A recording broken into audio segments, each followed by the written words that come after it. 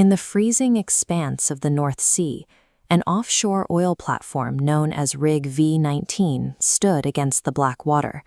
It was a structure of steel and concrete, miles from the nearest coastline, completely swallowed by dense, relentless fog. For the 12 crew members stationed there, deeply hostile environment, where rescue was always hours away. On a freezing January night, that reliance was tested.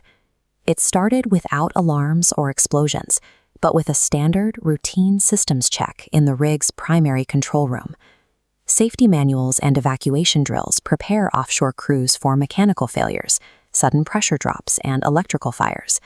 They provide a roadmap for the predictable, not for the arrival of something that defies every industrial protocol. Technician Aaron Blake noticed an anomaly on the sonar. Instead of random noise, the signal pulsed in a structured pattern at evenly spaced intervals. Unlike drifting debris, this deliberate movement tracked in precise calculated circles around the rig's center.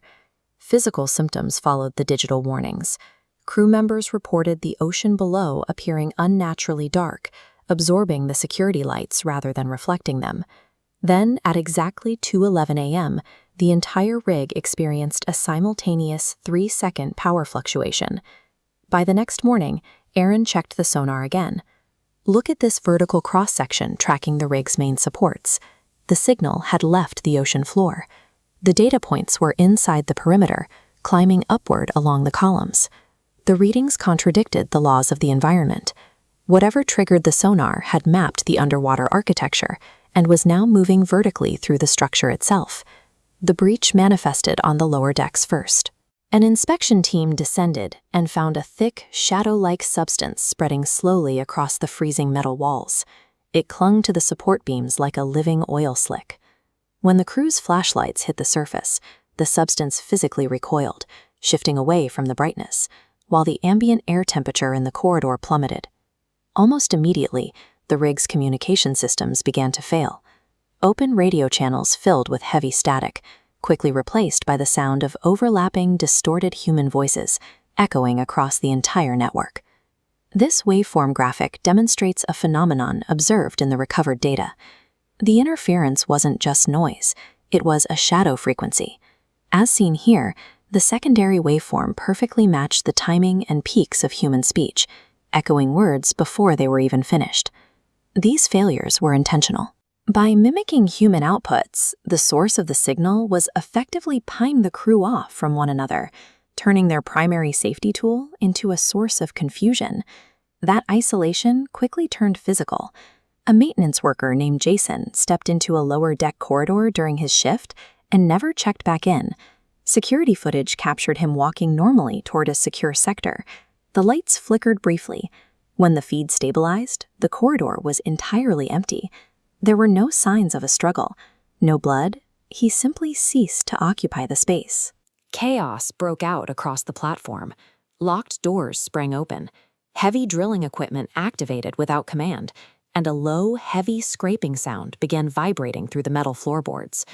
The remaining crew barricaded themselves in the central control room.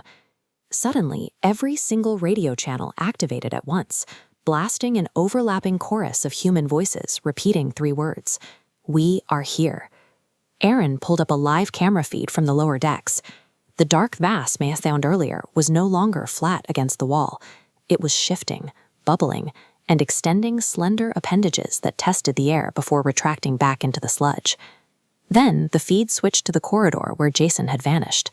A shape stood in the center of the frame. Its limbs were too long, its posture entirely unstable.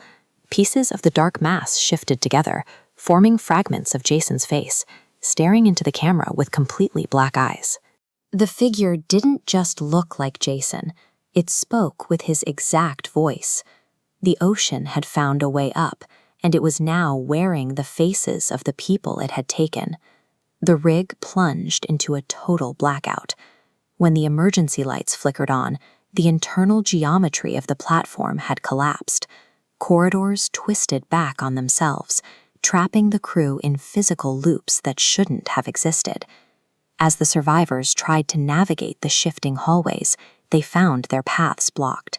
Figures emerged from the shadows, stiff, black-eyed replicas of the crew, standing perfectly still, blocking every exit. Aaron managed to reach the control room, desperate to map and escape, but the digital mapping system showed a rig that was no longer there. The schematic on the screen displayed corridors and rooms that had no basis in reality. He turned to the main monitor, displaying the exterior camera feed. The water below the platform was bulging. An immense shadow, a shape that made the rig look like a toy, broke the surface, bending the very ocean around its mass. The figures moving through the corridors were only the leading edge of the threat. The external cameras confirmed the truth. The entire rig was being consumed by something rising from the depths. 2 days later, a maritime rescue team boarded Rig V19.